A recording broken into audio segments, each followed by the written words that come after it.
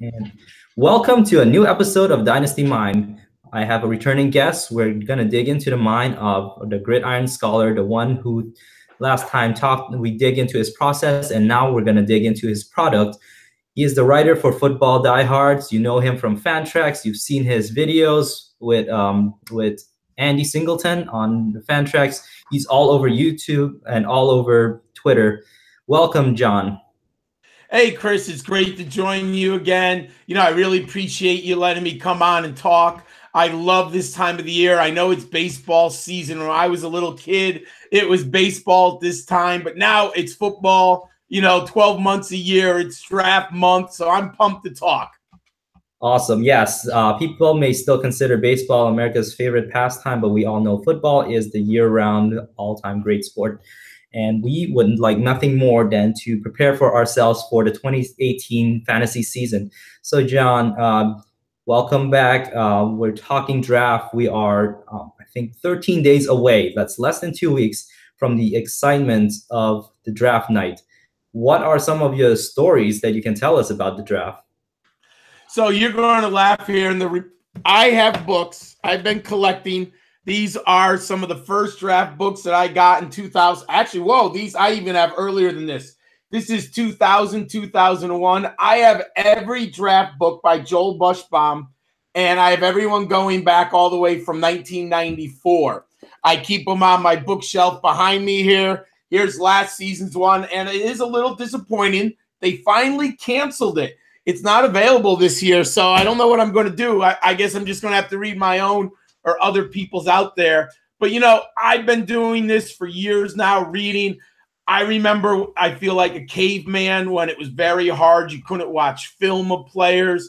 The only time you could watch players were when they were live in games, and you would take some notes or mental notes. And then about mid-March, these draft books would be coming out, and it would be your first time to really read about like the players, 25 running backs deep, 30 wide receivers deep. And, you had your thoughts and opinions on them. But now the internet has changed everything. I'm able to record games. I can watch games. I can take notes. And, I just love this game. And 5 years ago, I decided I was going to finally make my profiles available on footballdiehards.com. I have been playing college fantasy football for 9 years now. As we spoke earlier, 29 years of NFL fantasy football. It is always something I wanted to do. But, sometimes your life goes in different directions. You don't always have the time. But I reached a point in my life where I was going to do it now or it was never going to happen.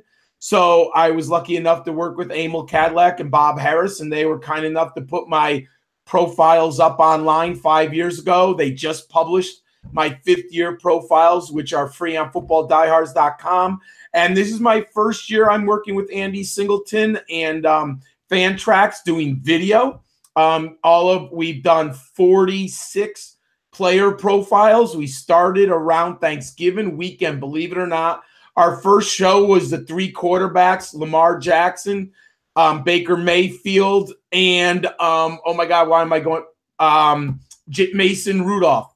Because at the time we were entering bowl season, I wasn't 100% convinced that Darnold and Rosen were going to enter the draft.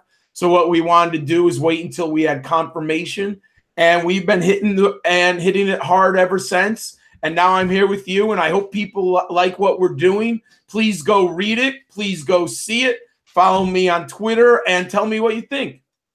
Awesome. Yes, you've actually been hitting these prospects ever since, the football season ended, but it never ended for us, never ended for you, and you've been hitting it hard. I'm sure it's a very great addition for Fantrax to even invite you in, and we're lucky to have people like you who will break down the game for us, who will let us know what you see on film, what you see on Saturday, and how they will translate over to Sunday. And today we're going to talk about your guide. You've named it Fantasy Profiles, which I think is a genius name. And viewers, you'll be able to find a link on the section and the description section of this video. But John, you said this is your 5th year putting this up for Football Diehards. Tell me, how did you start off with this idea of doing a a profile, what were some of the thoughts that went into it, and how has it evolved over these 5 years? So I always wanted to do it, but I didn't have the ability in my life at certain times. I became a teacher 13 years ago, and obviously the first 5-6 years was dedicated to teaching, learning my craft. So I needed time to master that part of my life and have my professional career at a certain level. Before that, I was an art director. So I was always busy creating things, writing things. I always did a lot of editing. I always loved fantasy football. But there was two kind of seminal events that really changed when I really started thinking about this. One was 9 years ago, I started playing college fantasy football.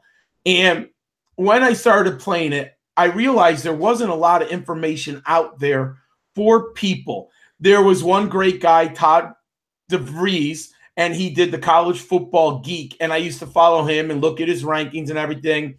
And the only ones who offered college fantasy football was CBS Sportsline. Since then, they've taken it down. They no longer offer season long. And, I was really good because I can out-research people at that time. You have 132 teams. You have to watch so many different conferences, so many games.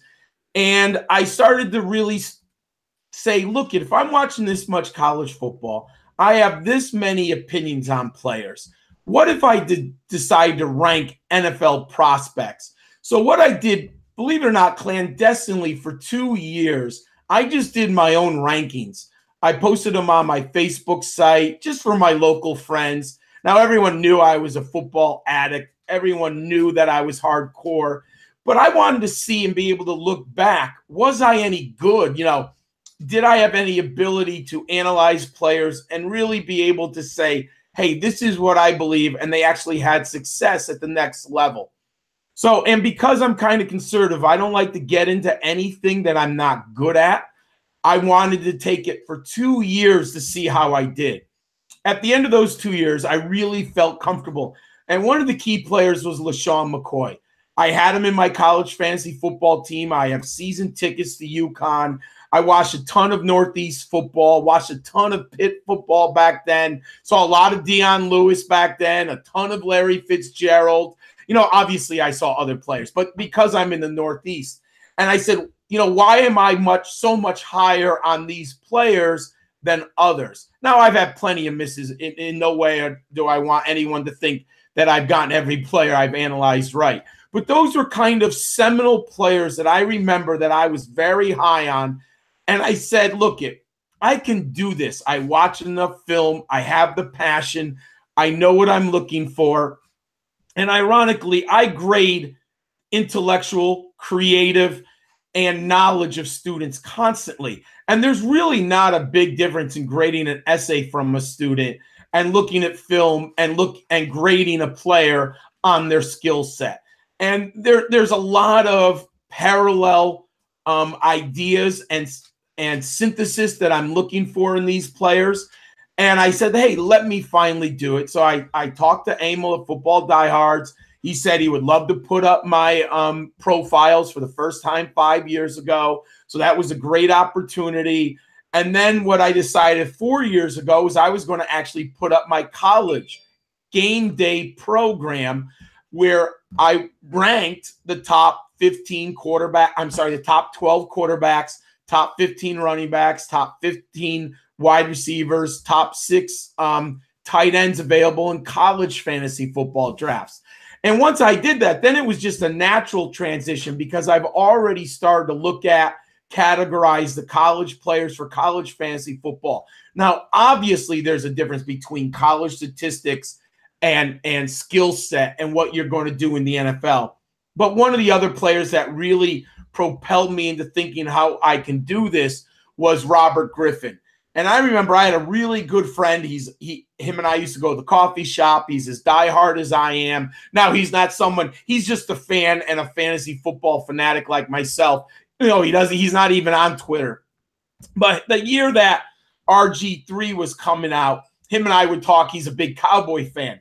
And I said, he's like, oh, I'd love RG3 to go to Dallas. And I said to him, there's no way Mike Shanahan's passing up RG3 with number 2. I said, we all know Andrew Luck's number 1, but RG3, he fits what Mike Shanahan is looking for. Mobile quarterback, big arm. He can make plays outside of the pocket. He was a better athlete than Jake Plummer, but I had seen what Mike Shanahan did with Jake Plummer, and RG3 had similar skills. Obviously, I thought he was a much better athlete than Jake Plummer. I had seen an aging John Elway, what he had done in Shanahan's system. I knew with Steve Young, he was a star in Shanahan's system. So I knew what Shanahan was looking for, and sure enough, RG3 was drafted 2nd that year. And I said, okay, that's it. I'm going for it. And then I remember like a guy like Bryce Petty, who was my 2nd-ranked player in college fantasy football, and I was very low on him. I did not think his skill set would translate to the NFL.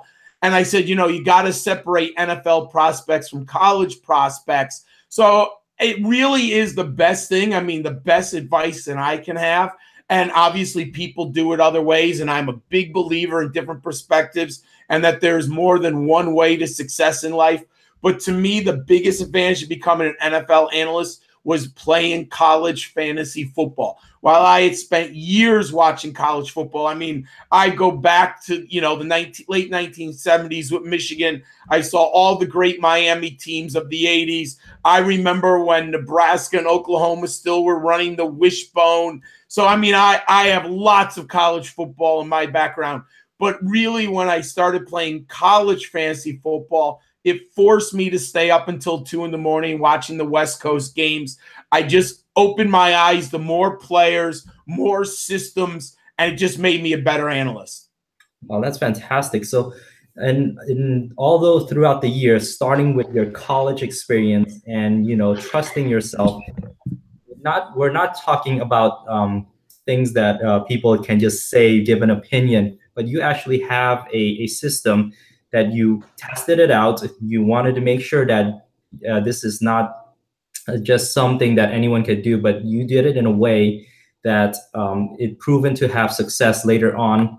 And that comes through quality writing, quality film watching. And you certainly have put your credentials up there, and it worked. I followed you during when college DFS was still around. There were some fantastic times I was like, I am making money just by listening to John.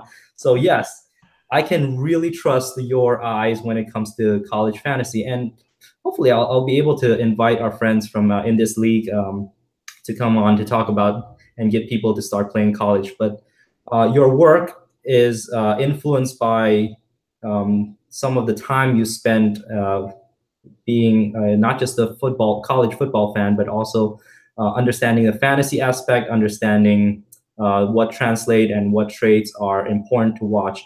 So those things, can readers then, those who and viewers, those who look into your work, your product for the upcoming draft guide, what can they expect? What can they find from you?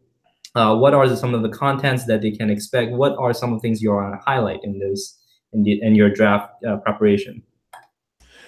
So first, you got to understand, I'm an optimist. That's how I work with my students.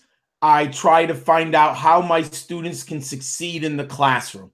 And that's kind of translated to how I analyze players at the college level going into the pro level. I am optimistic, and I always kind of assess a player. How can they succeed? What is the skill set that they are best at? That if a coach would use them in the offense, in which takes advantage of their unique skill, that one thing that the player does great. So this goes all the way back. I'm not going to tell you this is my first idea, but I remembered this from years ago. Don Shula. I remember as a kid, I was very young. The Dolphins won back-to-back Super Bowls. They had Larry Zonka, Jim Kick, Mercury Morris. Look it up. Bob Greasy threw the ball 7 times and won a Super Bowl against the Minnesota Vikings. People throw on one drive 7 passes. He won a Super Bowl in 4 quarters, people. And then in 1983, the Miami Dolphins drafted Dan Marino. And they had just gone to a Super Bowl 2 years earlier with David Woodley. And he was still a young man, Woodley. And I remember reading Don Shula, and then it was 84 when Marino's going crazy, setting all records. And they said, Don, how can the gentleman who has the first set of 1,000-yard rushers dominate the game with an offensive line and a ground game? How did you get Dan Marino and let him throw? And he goes, very simple. When you have a stallion, you let him run. And I would be a fool to have Dan Marino hand the football off. And it really kind of awakened me to so great coaches. They take their system and they adapt it to the unique skill set of the players that they have. And I think that is the most underrated aspect of Bill Belichick, because he is one with Corey Dillon and the great defense. He is one with Wes Welker and Randy Moss. You know, he's gotten to Super Bowls with Julian Edelman.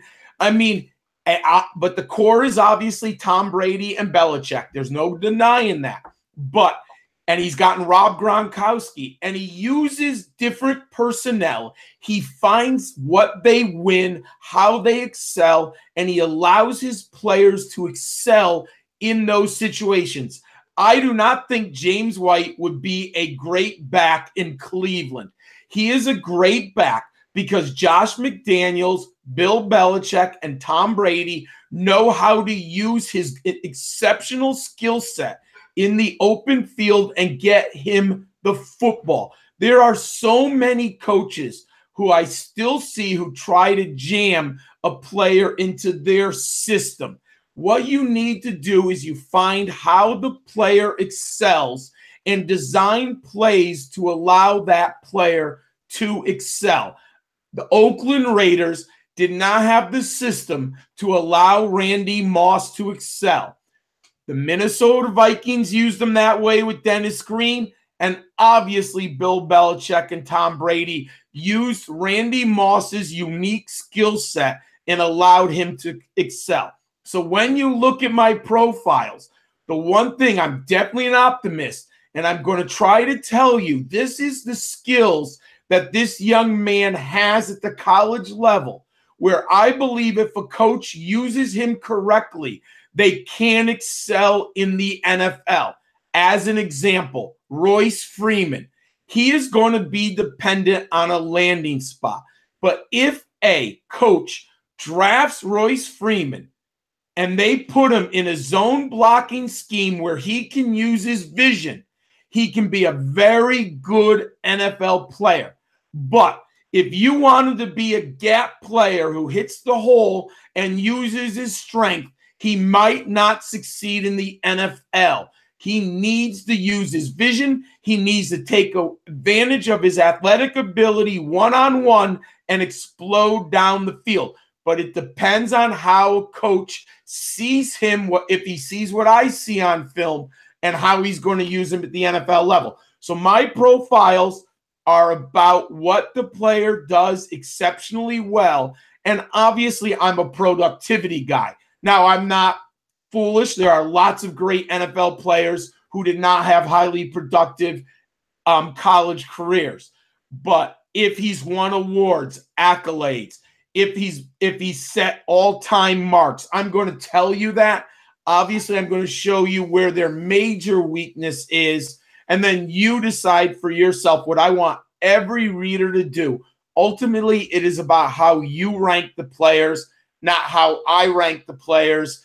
It's great to have disagreements. I welcome it. But really, I want you to be better informed as the reader or the watcher to come to your own conclusions.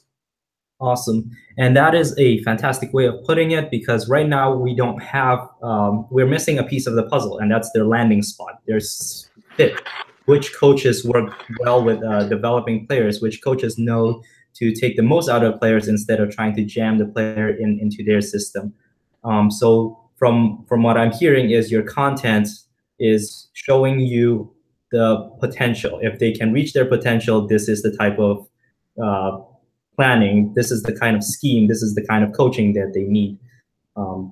So let's highlight some of the players. We are going to touch on a couple of under the radar players who are under the radar. It's in your newly produced on Football Diehards, but also I don't hear a lot of these names being mentioned in the Twitterverse anymore. Let's start. We're going to hit a couple of positions. Let's start off with the running back position. Tell me what you have written down about John Kelly. I really like John Kelly. Now, I was more impressed with this film, and I have him ranked number 9 right. Excuse me, everyone. I have him ranked number 9 right now amongst my prospects. But when he went to the combine, it was a little concerning that his 3-cone drill and his 20-yard shuttle. He only ran a 7.13 in the 3-cone and a 4.51 in the 20-yard shuttle. Now, to me, the combine, I'm looking for outliers. I'm looking for athletes who are really low scoring or really off the charts. When you're kind of, if you know the normal curve, which I teach to my AP government students, you know, John Kelly kind of falls in that normal curve. He's not in the top end. He's not in the bottom end. So I can't move him too far up or down. But it does show you a little bit of a red flag because at 5'10", 216 pounds, playing in the SEC, he is able to dominate players. But those athletes in the NFL, they are much bigger, they are faster, they hit harder, and they're professional athletes. So he's not going to be able to get away with using his physical ability and winning as often in the NFL as he did in college. There will be times where John Kelly wins because what you see is he runs with anger and he has a chip on his shoulder. He has that nice combination of power, agility, and burst on film, but the athletic scores at the combine did not mirror what I see on film. So I have some concerns about him. I would love to see him go to a team that is patient and they use him. I don't think he's going to be a 20-touchdown back with his physicality. If you use him that way, I think you will burn him out because the NFL players are tougher. I think he could be great at 12 carries a game and 4 or 5 receptions, and he would maximize his skill set, would be in a 2-back system. But I have it number 9. I like John Kelly. Awesome. So that's kind of what we would like to see from him to start off this career as a timeshare kind of back. So going from one who we have a little bit of concern from your standpoint is that we're concerned with physicality. We're talking now about another bruiser of a running back, all hailing from Alabama. Tell me a little bit about Bo Scarborough. One of the most fascinating players. I mean, anyone who's watched Alabama for the last decade, I mean, we've had just a plethora of great running backs from Mark Ingram. Hey, Trent Richardson, even though he fizzled out at the NFL level, he was drafted number 3 by the Cleveland Browns. You know, he had a nice freshman season with Cleveland, but he fizzled out and his career obviously fell apart. We also had Derrick Henry. We had 2 Heisman winners. So Bo Scarborough, when he had a sophomore season at 6'1", 232 pounds, Chris, he was amazing in the SEC championship game, the CFP final, and the CFP national championship game. This young man put together 3 consecutive games that just kicked butt, my friend. 46 carries for 364 yards and 6 touchdowns. He was also the offensive MVP against Washington in that national semifinal game. Now, he is a punishing runner. He just hurts people. Now, I like him. He's different than John Kelly. He's not as good of a pass catcher, and I think John Kelly has a little bit more chutzpah in the open field than Scarborough.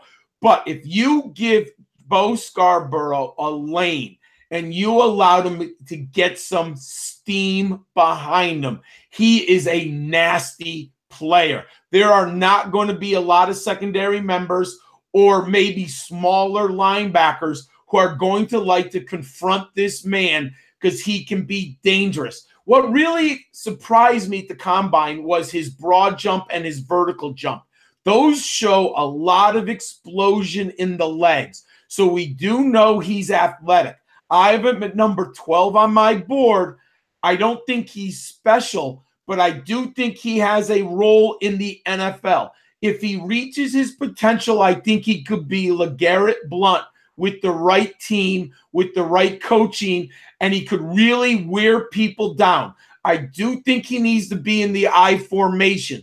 The problem is the NFL is going away from a fullback and an I backfield. So I wonder where, if he's limited, I don't think he can succeed in a one back kind of gap offense where they spread him out. I think he's great in a two-back I formation and let him hit people. Certainly, the I formation, the power running style has become less and less of a it's not as prominent as it was 5 to 10 years ago when we see bruisers like Steven Jackson, or even Steven Jackson actually did pretty well in a single back formation. But someone who really does need like a Leonard Fournette actually might be a someone that we see that thrives well in one of those formations. So for you, Scarborough would be fitting for some of those more throwback kind of offense of yesteryear. So going from running back, let's do a little preview on your work on wide receiver. Tell me about Dante Pettis. Very fascinating. I have him at number 11 currently. He's been sitting there for a very long time, and all of a sudden he's just exploding on the Twitterverse like this man did not exist before. I'm even seeing Dynasty mock drafts. When I started doing Dynasty mock drafts, and I did already one for a Dynasty league, he was going in the 4th round. He wasn't even getting buzz. Now all of a sudden, you've got to get him at the top of the 3rd round, and I bet you when this is all said and done, he's going to be a 2nd round wide receiver. It's amazing what's happened to him within the last week. Now, if you don't know about his background, he is the son of former Major League center fielder Gary Pettis. And I'm so old, Chris, I had Gary Pettis on my fantasy baseball teams. I mean, he stole 354 bases. He was a great center fielder. He won 5 Gold Gloves. Now, he wasn't a great fantasy player, but he was a great Major League Baseball player. So this has been pretty amazing. Now, like I said, you have to stay up and watch West Coast football. I've had a lot of Washington Huskies. I'm a Chris Peterson fan, the head coach. I'm old enough to remember when Peterson coached the Boise State Broncos. I had lots of Broncos. I had Doug Martin when he played at Boise State on my college fantasy football team. I had Kellen Moore for 2 seasons on a keeper college fantasy football team. So I watched Peterson for a long time. When he went to Washington, my eyes obviously had to be open. I was excited about this Huskies team. I've watched them tremendously over the last 3 years with Jake Browning, a quarterback, Myles Gaskin, saw a ton of John Ross, and obviously this year, Dante Pettis. Now, ironically, Pettis was better 2 years ago as far as production. He scored 15 touchdowns when John Ross was on the team and the Huskies made it to the CFP playoffs. Now, they got blown out against Alabama. The Huskies just did not have the players up front to deal with the Alabama speed, the Alabama toughness, the Alabama defense. So they got blown out. Now, this year, they did not have John Ross, so Pettis was obviously demanding the constant attention of the opponents. Now, while he had a nice season, it did not mirror what he did the year before as far as production. But let's look at what he did over the season. Last year, he had 63 catches for 751 yards, and I believe he had 7 touchdowns, which is nice. But people, he is a tremendous special teams player. If you're not watching the punt returns, if you're not paying attention, he is a special player in special teams. He set 9 records for punt returns. He scored 9 times on punt and kick returns. So he's a day one plug and play special teamers. Now, he's 6 foot, 186 pounds. I prefer my wide receivers in an ideal world. They're 190 to 210. I'm okay with 186, but he doesn't pop off the charts. But he is a savvy route runner who gains separation with his speed, quickness, fakes, jukes, and elusiveness. He has a position in the NFL. I think he might be a dynamic Z receiver. I'm not sure if he can play the X. He clearly can line up as a slot receiver and a Z receiver. I think he's a chess piece. I have him at number 11. He's going to be a good NFL player, but he's getting a ton of buzz right now. He might even be overpriced in about a month or so, but I do like Dante Pettis as an NFL player. Yeah, we are very much anticipating where his landing spot might be. And I think last time when we spoke, you mentioned there has been no dominant X receivers in this class, but we are seeing a lot of receivers that will be highly dependent on their landing spot. And so, yeah, like you mentioned, in the last few weeks, last few days, Dante Pettis just skyrocketing. Yeah, it's just skyrocketing. So he may no longer be under the radar, but we certainly will have to see where he finds his home and what system he fits in the best. So let's talk about another wide receiver. He is Deshaun Hamilton, Penn State. Tell me a little bit about him. So Penn State, since James Franklin went there, wow, has he turned this offense around. I mean, I've been watching Penn State for years. Not only is their uniform out of date, and I'm sorry, Nittany Lion fans, it is to me the worst uniform next to the Cleveland Browns in all of football. And I love their logo, but the uniform and the helmet to me is just awful. And I know I'm going to get some flack, but that's okay, Penn State fans. I love the team. But they had gotten stale when Joe Paterno was there offensively. And I love Joe Paterno as a coach at the college level. We're not going to talk about the end. He still was a good coach over the years. And I'm an educator, so I understand all those things that happened, unfortunately, at Penn State. But let's not talk about that right now. He was a great coach in this 70s, 80s, and 90s. Now, then they brought in Bill O'Brien. They had that tremendous season with Christian Hackenberg and Allen Robinson. But they really made a great decision bringing in James Franklin. He was coming from Vanderbilt. He turned Vanderbilt around. And I've watched a ton of Penn State. I've had Saquon Barkley on a Dynasty college football team since he was a freshman. I've been a Trace McSorley fan. Now, he's a college player. I don't think he's an NFL quarterback. This is going to be an interesting debate, people, because some people have him as an NFL quarterback prospect. I do not have him right now in the top 8 for my NFL prospects. I don't think he has the size. I don't think he has the arm. I don't think he's an NFL quarterback. Tremendous college quarterback. Hey, I'm open-minded. Things could change. If he proves me wrong this year, I'll update it. But right now, I'm not a huge McSorley. So I apologize. I digress. I watched a lot of Penn State. I watched a lot of Deshaun Hamilton. Now, he was a team captain last year. He's a 4-year starter. You know, you're looking at a man who had a great freshman season. He had 82 receptions for 899 yards, and he was named honorable mention All Big Ten. I had him on my Dynasty college football teams. I'm sorry, allergies are kicking up in the Northeast. I apologize, people.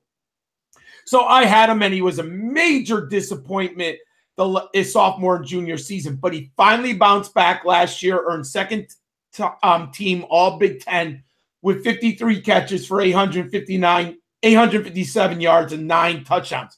Let me take a timeout here for a second. Yeah. Hopefully you didn't hear that coughing, everyone. Nope. Once the dogs and the allergies come, I apologize, everyone, with the spring especially. But he played much better football this year. Now, he finishes Penn State's all-time leader in receptions. with 214, and he was second in yards with 2,842. What do I like about this kid? He's a team captain, but his parents served in the Marine Corps, and they instilled a ton of discipline in him. All the teammates and the coaches like him. But that is just a great narrative. I had to look at the film. I saw him not live. I saw people who posted tweets on him. I saw him in the Senior Bowl, watched him what I could from the East-West Shrine game. All reports are that he excelled in one-on-one. Then he got an invite to the Senior Bowl week. Hey, he's 6'1" and 205 pounds. He played predominantly in the slot at Penn State. If you are looking for a big slot receiver in the NFL, and it is fascinating right now, people, there are so many different slot receivers. I mean, in this draft, you could go with Kiki Kuti, who's on the small side, or you could go with Deshaun Hamilton, who looks like, Jordan Matthews at 6'1", 205 pounds. So you could go, what type of slot receiver do you want? Hey, maybe if you have a real quick Z receiver or X receiver like T.Y. Hilton in Indianapolis, maybe you want a big slot receiver like Deshaun Hamilton. I think he's going to be dependent on which type of system and his teammates around him. I do not think he's good enough to play the X. I think he could excel in the slot like Nelson Aguilar did once Doug Peterson realized, look it, Aguilar should not be playing all the time at the X or the Z. He put Aguilar more often into the slot position, and you saw he played much better this year for the Philadelphia Eagles. And there is another coach, what I was most impressed about with Philadelphia, he put his players in position to succeed. Same thing with Corey Clement, the running back out of Wisconsin. You saw a much different player at Wisconsin. Peterson saw that he could be a pass-catching back in the NFL. He also saw that he could run the football effectively because he had at Wisconsin, and he allowed him to excel. I think Deshaun Hamilton is that type of player. If you draft him in the 4th round and you put him in a slot position, as an example, I think he could be good in Oakland. Oakland has Amari Cooper. They don't need a receiver to be a superstar. What Oakland needs is a slot receiver who could really create some matchup problems, because you still have Cooper, who will threaten defenses and secondaries deep. But then you have Deshaun Hamilton in the slot. He is going to be a huge mismatch for some teams who don't have a third cornerback with size. So I think Hamilton could land in an Oakland, and he could be a very successful player. Now, I don't think he's going to be a 1,000-yard receiver, double-digit touchdowns. I kind of think his ceiling is about 850 yards with about 7 touchdowns. But that is a very good NFL player in a dynasty league in the right matchup. That's a very nice dynasty chess piece in PPR leagues when, you have bye weeks or you just see a huge mismatch against a smaller corner who might be 5'6" and 180 pounds. So I think Deshaun Hamilton is, again, one of those players who's going to be dependent on landing site. And I don't want to, let me see where I have him ranked right now in my wide receivers. I have Hamilton at number 15 overall, but I think he's a 4th round NFL pick. But he's one of the players we have to watch closely to see where he lands. Awesome. Yes, you have mentioned that the slot receivers role, there's so many variety now. It's becoming more and more prominent, and people have to pay attention. This is not the type of receivers that we're talking about 10 years ago when we mentioned, slot receivers, they'll lose volume, they're not as important. They're very impactful. You mentioned Nelson Aguilar. We've seen Danny Amendola succeeding in New England. New England has a bunch of receivers who could play such a slot position. Then we are talking today, today's news about Dez Bryant. People are mentioning, like, if he finds a new team, maybe the slot position would be good for him. And it seems to me that Deshaun Hamilton would fit in that mold. So I'm also glad to see, because there are a lot of teams that could use that slot receiver in the upcoming draft. So John, let's talk about the quarterback, the prominent position that everyone is always focused on. But this person, nobody is talking about him anymore. I've heard amazing buzz about him coming into the offseason, but right now he's not even considered along the same breath of a Josh Allen or a Baker Mayfield. Tell me about the Poke, Mason Rudolph. So I'm not a guy who's going to make a lot of hot takes. It's just not my personality. I have lots of opinions, and obviously I'm loud, but not hot takes is my thing. But I'm going to make one here. Mason Rudolph's going to get drafted in the first round. And here's why. 5 quarterbacks are going to be off the board by number 15.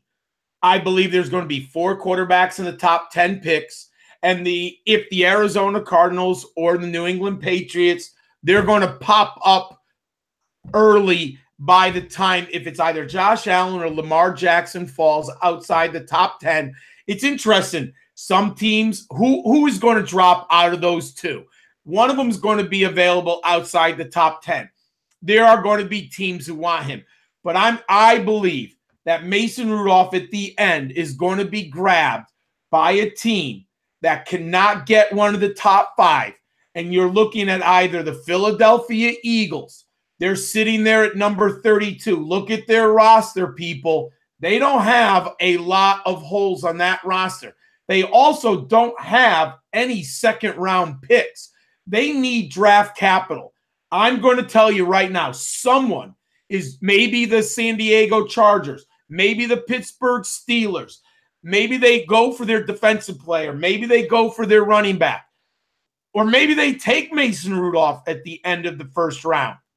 But if Mason Rudolph is sitting there around pick 28, I'm telling you right now, he's going. And if you don't believe me, here's why I think it's even more. Look at the players coming out next year. This draft class is loaded. Next year's quarterback draft class is very, very weak, my friends. My dog just came in. I love her, so I'm going to be petting her a little bit. She loves football, but she wants daddy to pay attention. Mason Rudolph has NFL quarterback written all over him. He's 6'4", 230 pounds. Now, he's your prototypical size, well-built, sturdy frame, possesses a huge arm. He has the physical traits, the football IQ, and I know there's going to be a team that loves the film, and they're going to interview him, and they're going to like him. Especially, let's say Pittsburgh, they acquire that defensive, they need a defensive edge rusher. They need help at the linebacker spot. So let's say Pittsburgh goes at that spot and they take their edge rusher. Now, all of a sudden, Ben Roethlisberger, people, 1, maybe 2 years left in the NFL. I'm giving Philadelphia a ring. I'm going to tell you, I'll give you my number 1 pick this year. I'll give you my second round pick this year. And I'll give you my number 1 next year and my number 2 next year. Let me get Mason Rudolph. They need someone to replace Ben Roethlisberger. He established career records with 13,618 passing yards, 92 touchdowns. On my benchmark scores, my scholar supremacy score, he had 41 games played. He had passing efficiency of 159.5. Nice completion percentage is 63.2. Yards per attempt, 9.4. 90-26 touchdown to interception ratio. He hits every benchmark that I'm looking for. And if you want to know what I'm looking for, go to footballdiehards.com and I tell you each benchmark that I'm looking for. Hey, people, it's not the end all and be all, but it does tell you about productivity and can the man play in the NFL. Mason Rudolph, it's just a great draft class, people. If Mason Rudolph was coming out next year, I think Mason Rudolph is the top guy. I don't see anyone who challenges him right now in the college game. Now, someone might arise. There might be people, you might get like that Lamar Jackson RG3 season. Maybe Nick Fitzgerald at Mississippi State just puts together that fantastic Heisman-winning dual threat season. But there's no one who I believe has got that skill set. I think Mason Rudolph goes off in the end of the first round. That is very interesting for you to put it that way. Full disclosure, I was not a fan of Mason Rudolph coming in when people were talking about him as this right off the first round quarterback that will just play. But what you said there really made sense, and that's why I'm turning a little bit around, because right now we're not asking him to start off the bat. He has the potential to sit behind Ben Roethlisberger. He has the potential to sit behind Phillip Rivers, maybe even sit behind Tom Brady. We're talking about a quarterback that could develop over the years, tail end of the first round. And believe it or not, I believe that people will try to come up to get him, because that fifth-year option that that's available, rounders, that will make Mason Rudolph a very fantastic asset to have, to groom. And if he lands in one of those teams, they already surrounded him with weapons. We've seen him with weapons in Oklahoma State with James Washington, another fantastic wide receiver coming out. Also, a couple of other names, Marcel Atman. Also, so we know Mason Rudolph can succeed with a great surrounding cast. And these teams that you just listed off, they have the great surrounding cast already. So yeah, let's go, Mason Rudolph. All forward. You know what, Chris? You just said the most important thing, though.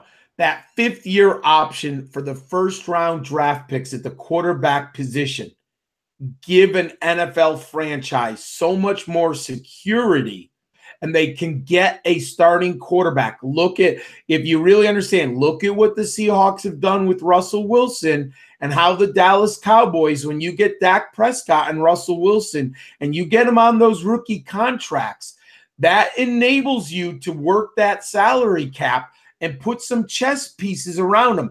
And then when what you just said, those guys were late, taken later in the draft. When you can secure 5 years with Mason Rudolph, that allows you to rest him for 1 year, and then he could be your starter for 4. And you have him under a very salary cap friendly contract. That's an excellent point. Yeah, and this just adds to the intrigue of what we're about to see on draft day, April 26th. So, John, tell me, when people come to find your draft guides, come to look at Football Diehards or come look into your YouTube, what is the best way for them to gain the most benefit from reading and looking at your work? To me, the number one thing is you have to kind of read everything open-minded. I mean, it's normal to disagree. It's normal to say we see different things, and maybe you have Nick Chubb over Darius Geis. I'm sorry. That's perfect. I'm totally cool with that. But kind of just sit down and say, hey, this is what the Gridiron Scholar has seen. Why am I talking about myself in the third person? That's so weird. This is what John believes is the skills that this player has entering the draft. And be open-minded and say, hey, where can this player be successful in the NFL?